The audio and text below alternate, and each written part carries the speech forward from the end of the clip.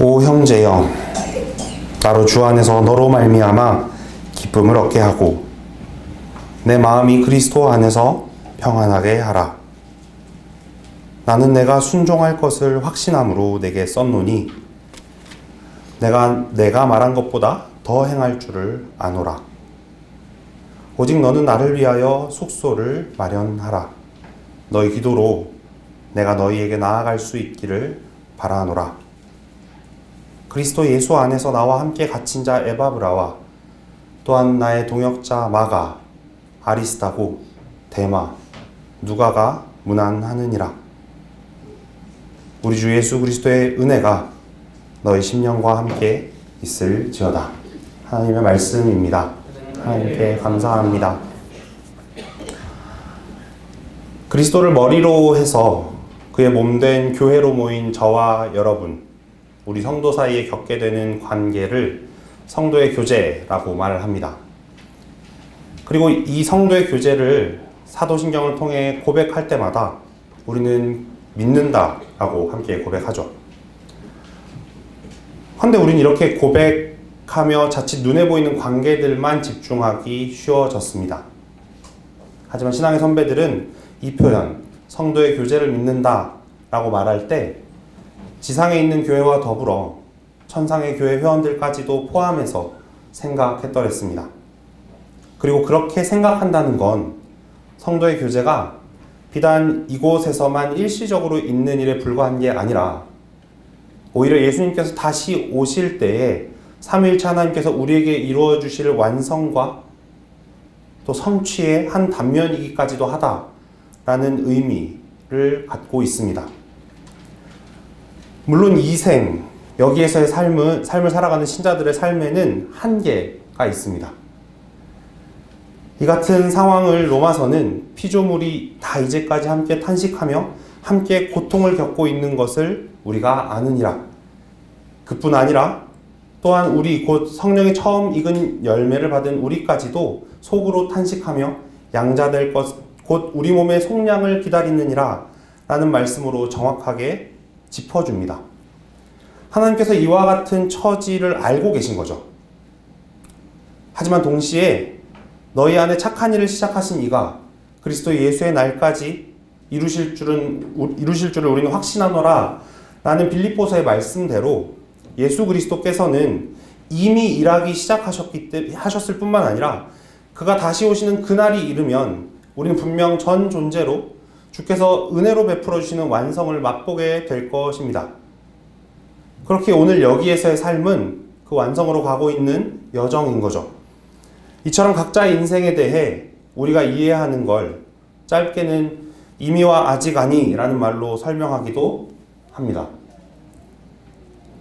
말씀을 시작하며 이와 같은 이야기를 드리는 건 사실 방금 읽은 본문으로 말씀을 준비하면서 제가 하게 되었던 질문 한 가지를 교우님들과 오해 없이 공유하며 말씀을 시작하고자 해서입니다. 그 질문이 이렇습니다.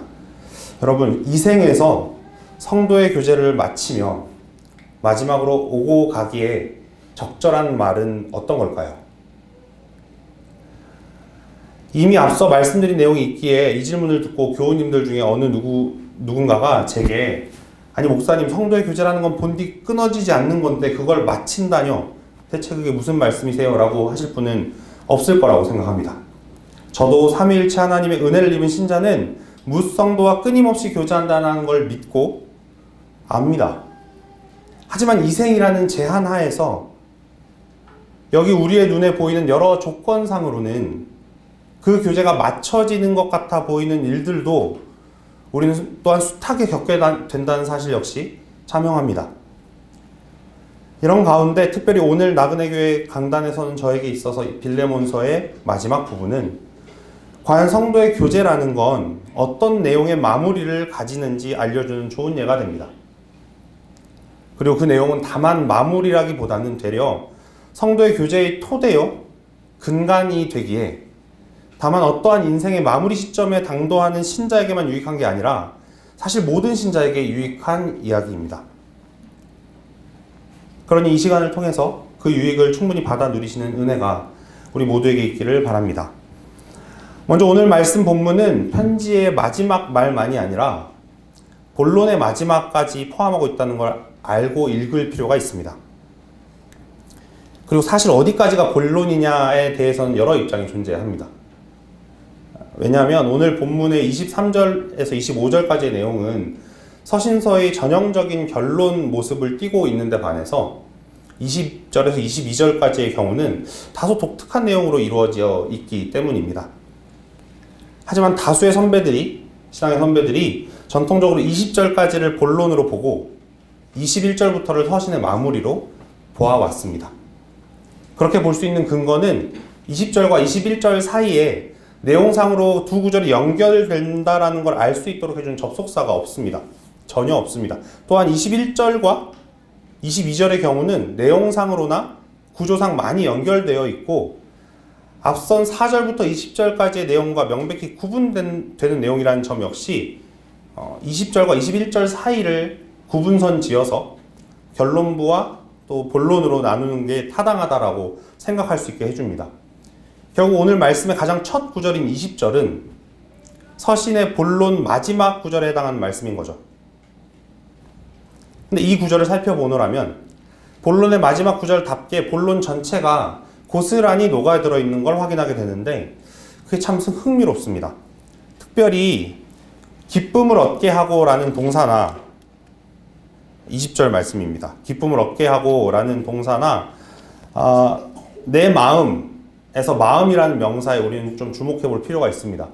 그도 그럴 게 기쁨을 얻게 하고라고 번역된 동사가 그리스 원어가 오네시모의 이름과 동일한 어원을 가지고 있습니다. 그래서 사실 번역도 유익을 얻다라고 할 수 있는 거죠. 그러니까 바울은 빌레몬을 통해서 주 안에서 너로 인해서 유익을 얻게 해달라고 요청하는 겁니다. 주 안에서 빌레몬 당신으로 인해서 내가 유익을 얻게 해주십시오라고 요청하고 있는 거죠. 맥락과 사용된 어휘 등을 이처럼 고려해 본다면 바울은 지금 내 형제 빌레몬이여 주 안에서 제게 오네시모가 되어주시길 바랍니다 라고 빌레몬에게 이야기하고 있는 겁니다. 그리고 이어지는 하반절에서는 내 마음이 그리스도 안에서 평안하게 하라 라고 하는데 앞서 서신을 시작하면서 바울은 이미 빌레몬이 여기서 요청한 내용을 삶에 담아내고 있다는 걸 칭찬한 걸 우리는 압니다. 7절의 상반절 말씀을 잠시 보시겠습니다. 형제여 성도들의 마음이 너로 말미암아 평안함을 얻었으니 게다가 우리는 앞선 12절에서 바울이 오네시모를 소개하면서 그는 내 신복이라 라고 하는 걸 볼 수 있습니다. 그때 신복이라고 번역된 단어가 바로 여기 20절과 방금 살펴본 7절 말씀에 나오는 마음과 동일한 단어입니다. 그러니까 여기서 바울의 마음이라는 건 두 가지 의미를 가지고 있는 겁니다. 바울은 지금 자신의 마음도 다른 성도들의 마음이 그랬던 것처럼 빌레몬으로 인해서 그리스도 안에서 평안함을 얻길 요청합니다. 그리고 다소 막연하게 들리는 그런 요청에서 멈추지 않고 바울은 내 마음이라는 표현의 나머지 한 의미를 사용해서 빌레몬에게 구체적인 요청을 또한 그 문장으로 하고 있는 겁니다. 그게 어떤 구체적인 요청인가요? 바로 자신의 신복, 자신의 마음이라고 할 수 있는 오네시모가 평안함을 얻도록 해달라는 요청이 여기에 담겨 있는 것입니다. 이렇게 본론의 마지막 절인 20절을 보고 나면 바울이 얼마나 사려 깊은 표현으로 빌레몬에게 권면을 하고 있는지 다시 생각해 보게 됩니다. 과연 소위 위트 있게 서신 전체에 담긴 권면의 요약을 빌레몬에게 전달하고 있다고 보여집니다. 이처럼 성도의 교제에는 사려 깊음 그리고 생동감 넘치는 위트가 있습니다. 그래서 성도의 교제는 그저 사람으로부터 말미암는 장난에 그치지 않고 과연 성령 하나님으로 기인한 것이기에 신자의 삶의 성화를 가져옵니다. 게다가 바울은 이와 같은 일들이 오늘 말씀 20절을 보시면 오직 주 안에서 그리스도 안에서만 이루어진다라는 걸 이 구절에서 재차 강조하고 있습니다. 예수 그리스도의 공로로 그와 연합한 그에게 접붙임 받은 자에게만 이와 같은 소망은 실현되기 마련인 거죠. 이를 마치 알고 있기라도 한 듯이 우리 신학의 선배 중에 한 사람이었던 윌리엄 에임스라는 분은 자신의 교리문답을 작성하면서 시작과 동시에 1문에서 3문에 이 사실을 강조합니다. 1문에서 그가 신학이란 뭔가요? 라는 질문으로 문답을 시작하고선 그에 대해서 하나님의 말씀에서 하나님의 의에 계시된 교리로서 사람을 행복으로 이끌기 위한 것입니다 라고 답을 적었습니다. 그리고 그 답을 받아서 2문에 사람의 행복은 그럼 어디에 있는가요? 라고 묻고선 하나님을 즐거워함에 있습니다 라고 답하면서 우리가 익숙하게 알고 있는 웨스트민스터 소요림답 1문을 생각나게 합니다. 그리고 3문에 이르면 어떻게 우리는 하나님을 즐거워할 수 있게 되나요? 라고 묻는데 그에 대한 답이 이렇습니다. 그분과 연합하고 그분의 선하심에 참여함으로써 그리 됩니다. 라고 말이죠. 바로 앞서 살핀 본문에서 주 안에서, 그리스도 안에서라고 바울이 말하며 빌레몬에게 권면했던 그 내용과 일맥상통한 부분이 있는 내용이라고 이야기하겠습니다. 마지막으로 이 20절과 관련해서 편지의 본론이 시작되던 4절에서 7절에 바울이 권면을 받는 빌레몬을 향해서 했던 칭찬을 이와 비교해서 살펴볼 필요가 좀 있습니다. 7절에 바울은 이미 빌레몬의 사랑으로 인하여 많은 기쁨과 위로를 받았다. 그리고 성도들의 마음은 빌레몬으로 말미암아 평안함을 얻었다. 라고 이야기합니다. 거기에서 우리는 빌레몬의 삶에서 나타나는 성화가 임의로 평가되어져 있는 걸 보게 됩니다. 그리고 오늘 본문 20절에서 우리는 바울이 형제 빌레몬에게 그로 말미암아 기쁨을 얻게 되길, 또 평안함을 얻게 되길 명하고 요청하고 있는 걸 봅니다. 그러니까 여기서는 그 성화가 아직 아니로 평가되어 있는 걸 보게 되는 거죠. 이와 관련해서 우리는 칭의는 이미 일어난 일로, 성화는 아직 일어나지 않은 일로 쉽게 구분 지으려고 할 때가 있는 걸 생각해 볼 필요가 있습니다. 하지만 칭의받은 신자가 성화가 없는 경우는 없습니다. 칭의받은 성자에게 일어나고 있는 성화가 임의로 평가되어지고 있고, 그럼에도 불구하고 그가 지속적으로 성화를 이루어 나가야 된다는 걸 오늘 이 빌레몬서의 맥락은 우리에게 이야기해주고 있는 걸 확인할 수 있게 됩니다. 함께 동역자 된 빌레몬을 바울로 하여금 성화의 여정을 시작하였고 완성으로 향하여 난 길 위에 있는 자로 보고 대하게 하심으로써 성령 하나님께서는 우리에게 허락된 성도의 교제가 과연 또한 이와 같은 든든한 은혜에 기초하고 있다는 사실을 알려주시는 겁니다. 이제 우리는 이어서 편지의 끝부분으로 들어섰습니다. 특별히 5절 중에서 23절에서 25절까지는 다른 서신들에도 존재하곤 하는 전형적인 끝 부분인데 반해 21절과 22절은 앞서 말씀드린 대로 바울의 다른 서신들과는 조금 구별이 되는 내용이 등장합니다. 특별히 21절은 바울이 이 구절을 받는 대상으로, 이 21절을 받는 대상으로 단수 2인칭을 말한다는 점에서 빌레몬을 향한 것임을 알 수가 있습니다. 그에 비해 이어지는 22절은 다릅니다. 물론 비록 상반절에 숙소를 준비하라고 2인칭 단수를 향해서 부탁하고 있기 때문에 그 부탁이 21절에 이어져서 빌레몬을 향하고 있다고 생각할 수도 있습니다만 22절에 함께 있는 하반절에 너희 기도로 라며 또 너희에게 나아가길 원하노라 라며 2인칭 복수를 언급하고 있다는 사실로 미루어 볼 때 22절은 빌레몬의 집에 모이고 있던 교회를 향한 것으로 읽는 것이 적절해 보입니다. 먼저 21절은 중요한 사실 한 가지를 알려줍니다. 바울이 지금 빌레몬에게 편지를 쓰고 있는데 그렇게 편지를 쓰는 바울에게 확신과 알미 있었다는 겁니다. 일단 확신은 빌레몬의 순종에 대한 것인데 이에 대해서 찬찬히 생각해 볼 필요가 있습니다. 일단 우리는 그리스도인의 순종이라는 것이 자고로 믿음의 열매라는 사실을 잘 압니다. 관련해서 하이델베르크 요리문답을 잠시 펴보죠. 여러분께서 가지고 계신 시편 찬송가 411페이지에 있는 91문답입니다. 제가 설교를 하던 중에 몇 차례 읽은 적이 있어서 외우신 분이 없으시죠? 411페이지입니다. 91문답입니다. 제가 물을 때 함께 읽어보시겠습니다. 그런데 선행이란 무엇입니까? 참된 믿음으로 하나님의 율법을 따라서 그리고 그의 영광을 위하여 행한 것만을 선행이라 하며 우리 자신의 생각이나 사람의 계명에 근거한 것은 선행이 아닙니다. 보셨다시피 선행에 대해 말하면서 참된 믿음으로 라고 답하기 시작합니다. 그리고 사실 거기서 좀 더 앞으로 가서 21문답으로 가보면 참된 믿음이 대체 무엇인지 설명해주는 내용을 마주하게 됩니다. 396페이지입니다. 이 역시 제가 물을 때 같이 읽어보시죠.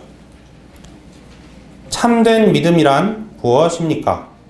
참된 믿음은 하나님께서 그의 말씀에서 우리에게 계시하신 모든 것이 진리라고 여기는 확실한 지식이며 동시에 성령께서 복음으로써 내 마음속에 일으키신 굳은 신뢰입니다. 곧 순전히 은혜로 오직 그리스도의 공로 때문에 하나님께서 죄사함과 영원한 의로움과 구원을 다른 사람뿐 아니라 나에게도 주심을 믿는 것입니다. 답을 보시면 결국 그 내용은 이와 같습니다. 참된 믿음이라는 건 가장 먼저 성령 하나님께서 복음으로 말미암아 내 마음속에 일으키신 바라고 되어져 있습니다. 그러니까 믿음은 하나님의 선물인 것이죠. 그럼 대체 뭘 일으키신 거냐면 하나님께서 우리에게 계시하신 바가 진리라고 여기는 확고한 지식을 굳게 신뢰하는 일을 일으키셨다는 겁니다. 그리고 문답은 최종적으로 일으키신 바에 대해서 재진술을 이렇게 해줍니다. 순전히 은혜로 오직 그리스도의 공로 때문에 하나님께서 죄사함과 영원한 의로움과 구원을 다른 사람에게 뿐만 아니라 내게도 주심을 신뢰하는 것. 그게 참된 믿음이라고 이야기하는 거죠. 그리스도인의 순종과 그걸 믿음의 열매라고 이야기할 때 결국 그와 같은 순종에 대한 확신, 오늘 본문에 나타난 빌레몬의 순종에 대한 확신은 그 순종이 있게 한 믿음을 선사해 주신 선하신 하나님께 대한 확신이라고 말할 수 있는 겁니다. 다시 말해서 바울은 지금 빌레몬을 향해서 그와 자신의 하늘 아버지께 대한 확신을 말하고 있는 것입니다. 바울은 이제 이어서 자기가 빌레몬의 순종에 대해 확신한다고 할 때 그 내용을 좀 더 말해줍니다. 이어지는 구절에 따르면 바울은 자신이 권면한 것을 넘어서는 행함이 빌레몬에게 있을 줄로 아는 것, 그게 확신의 내용이라고 말하죠. 그러니까 21절은 이 구절은 바울이 확신과 알매 근거해서 서신을 썼다라는 걸 알려주는데 여기 등장하는 확신과 알은 두 가지 구분되는 내용이 아니라 한 가지에 대한 두 가지 표현으로 읽을 수 있다는 겁니다. 이 즈음에 이르면 고개가 끄덕여집니다. 결국 바울은 빌레몬에게 있는 순종이 바울 자신의 권면에 대한 순종이 아니라 착한 일을 시작하신 이에게 하는 순종이라는 걸 알고 있었던 것이죠. 그리고 사람이 아니라 하나님께 하는 순종은 과연 사람 중 그 어느 누구의 권면에도 비할 수 없게 월등하다라는 게 지당한 것입니다. 이제 우리 모두 이 구절에 담긴 내용, 바울에게 있던 형제 빌레몬을 향한 인식을 알게 되었습니다. 동시에 바울은 자신이 골로새에 방문하길 의지적으로 소망하고 있다고 뒤이어지는 구절에서 이야기합니다.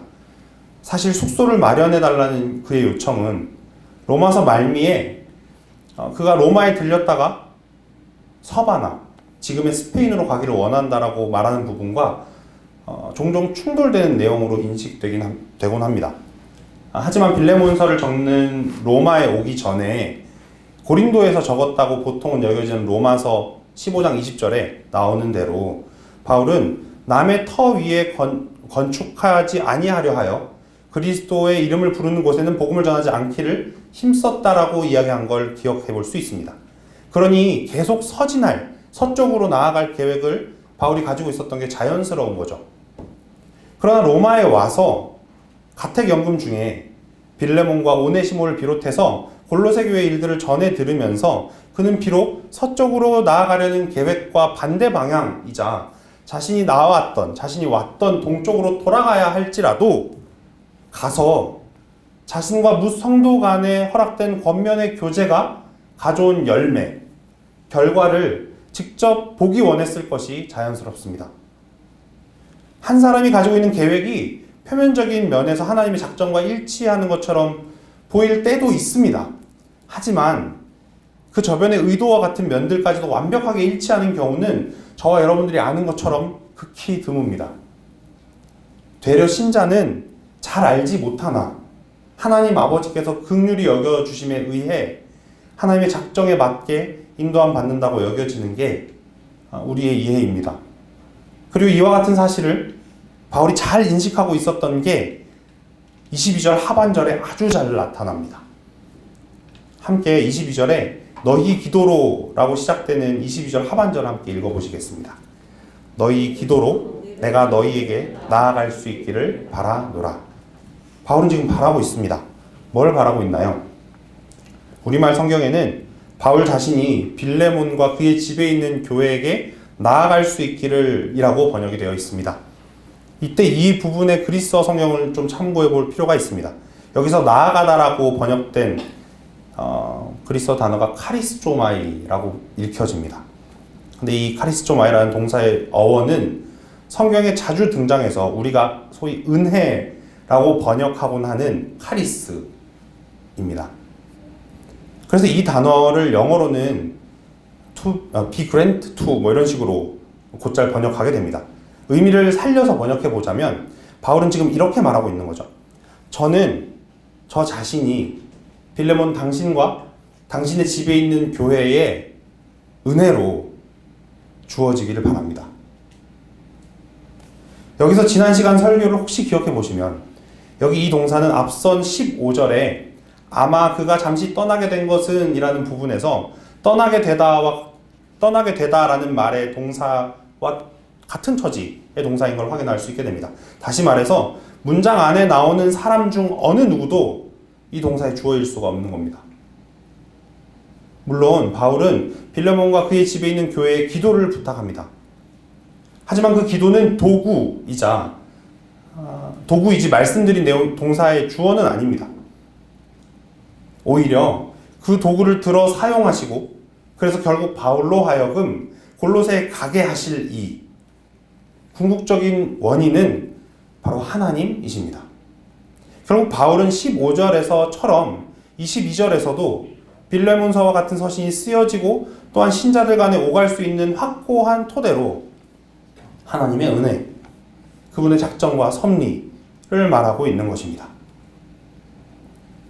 이제 남은 부분은 서신들에 전형적으로 있다고 말씀드린 결론부입니다. 그 중에 23절, 24절까지는 23절에서 24절까지는 빌레몬과 더 나아가서는 빌레몬의 집에 있는 교회에 바울과 함께 안부를 전하고 있는 자들의 이름이 등장하고 25절은 마지막 기원 내지 축복 선언이라고 볼 수 있겠죠. 특별할 것 없어 보이는 이 부분을 간략히 살펴보겠습니다만 의외로 그냥 지나칠 수 없는 내용들이 있습니다. 물론 23절, 24절에서 한 사람 한 사람에 대해서 성경 다른 곳을 참고하여 살펴보는 것도 의미가 있을 겁니다. 특별히 어느 사람의 이름에 눈길이 가시나요?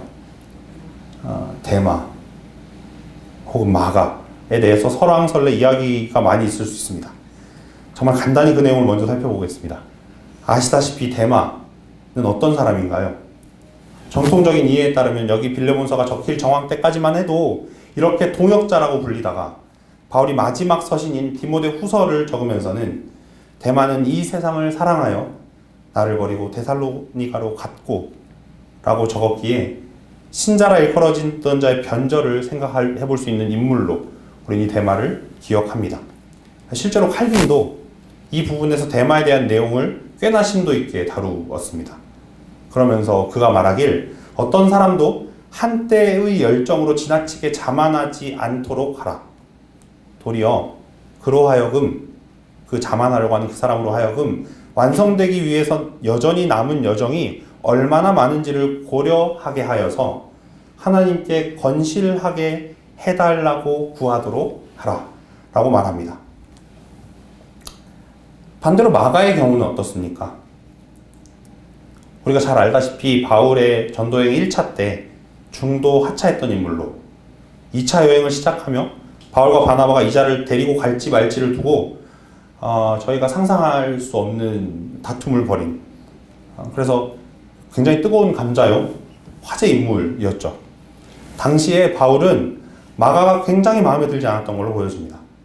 교회사에서 공교회에 대한 이해를 할 때 중요하게 생각하는 예루살렘에 있었던 공의에 대한 내용에 이어지는 사도행전 15장 36절 이하의 말씀이 이 맥락을 전달해 줍니다.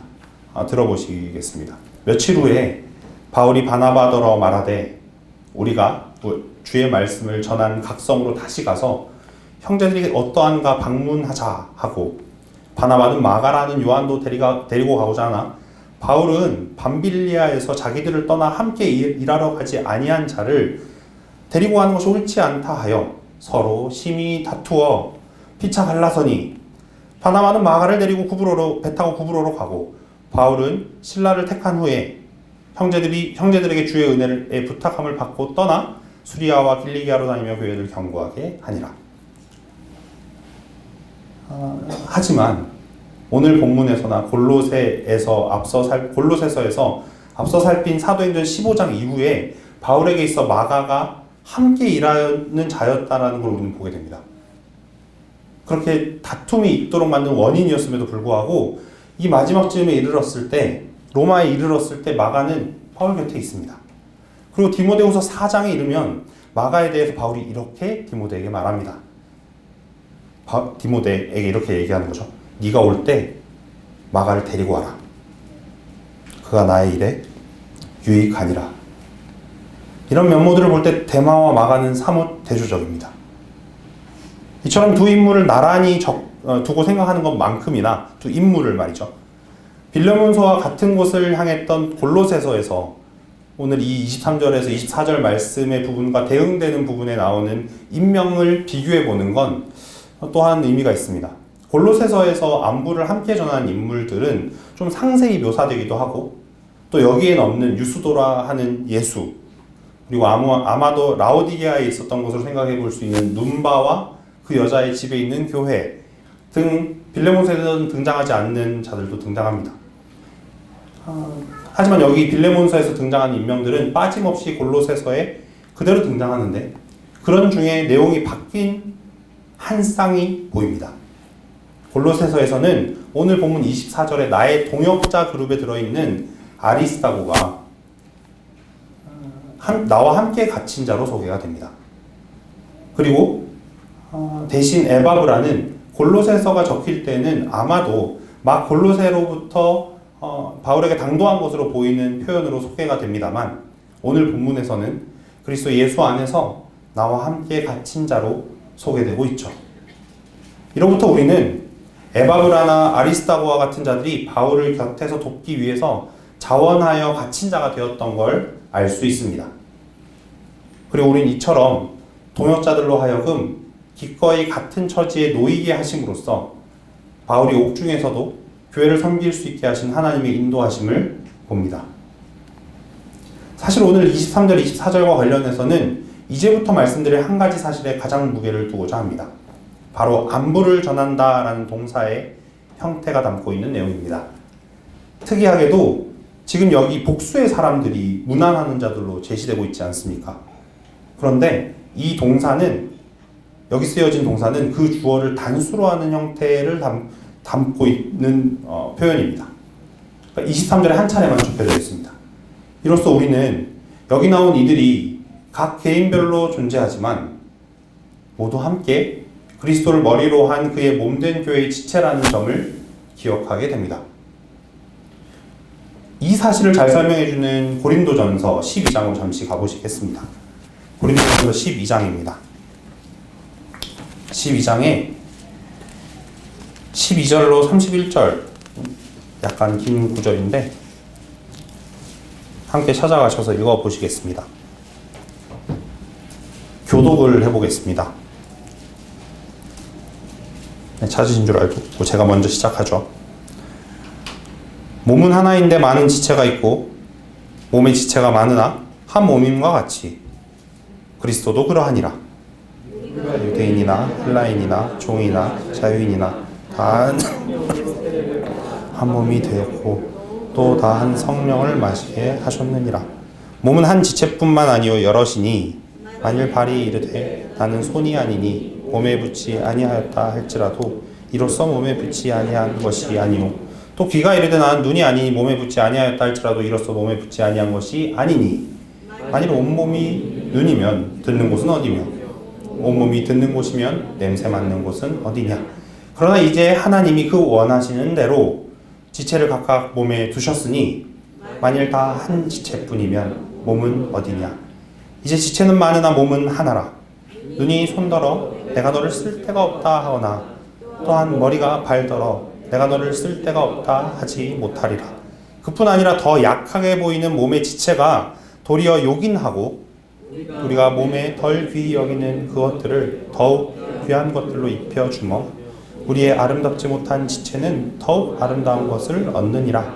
그런즉 우리의 아름다운 지체는 그럴 필요가 없느니라. 오직 하나님이 몸을 고르게 하여 부족한 지체에게 귀중함을 더하사 몸 가운데 분쟁이 없고 오직 여러 지체가 서로 같이 돌보게 하셨느니라. 만일 한 지체가 고통을 받으면 모든 지체가 함께 고통을 받고 한 지체가 영광을 얻으면 모든 지체가 함께 즐거워하느니라.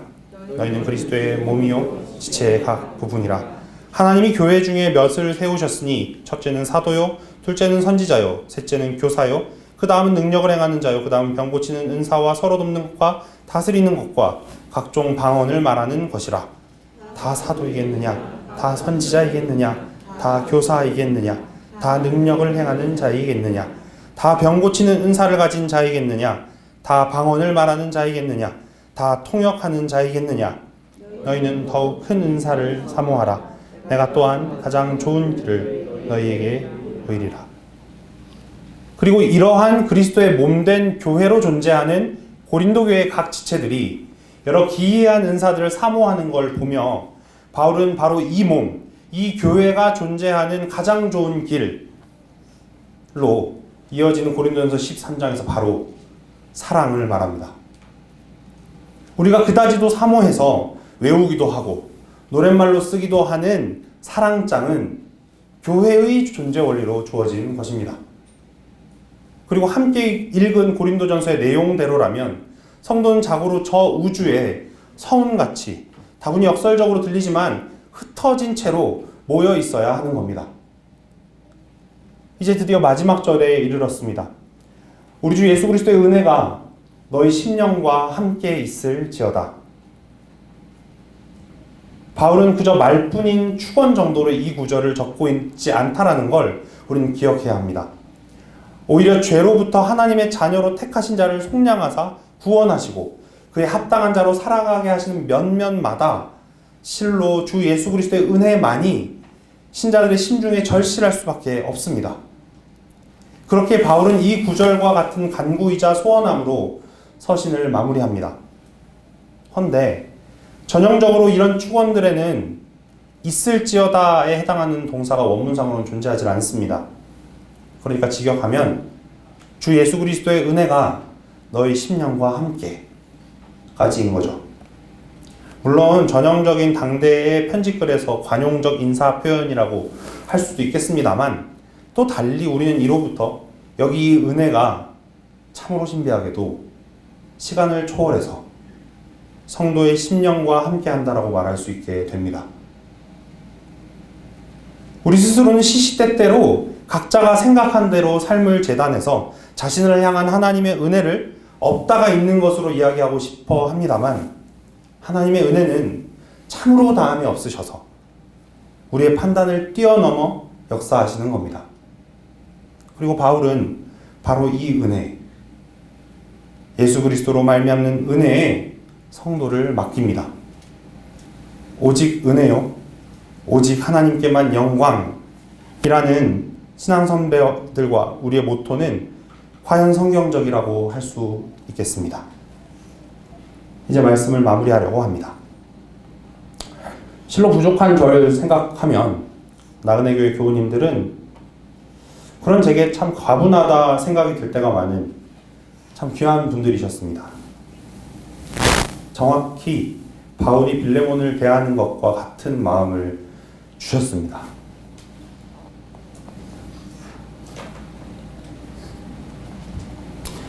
네, 그 점을 생각할 때 저같이 자격 없는 자에게 주신 하나님의 은혜는 실로 크다는 걸 고백하지 않을 수가 없습니다. 헌데 제가 누린 이 같은 성도의 교제는 교회 안에 특정한 자들에게만 허락된 게 아니라 교회로 불러 모으셔서 속하게 하신 하나님의 권속들이라면 누구에게나 다 허락된 것입니다. 그렇기에 부디 나루네 교회라는 지교회에서 여전히 신앙의 여정을 살아가실 교우님들께서는 성경을 통해 하나님께서 알려주시며 당신의 교회에 있기를 바라시는 바 그 성도의 교제를 앞으로 더욱 깊이 누려가시길 소망합니다. 그런 삶으로 오늘 본문과 같이 오직 하나님께만 영광이라고 외치시며 그리스도와 연합하고 그분의 선하심에 참여하는 행복을 겪으시길 소망합니다. 이제 찬송하시겠습니다.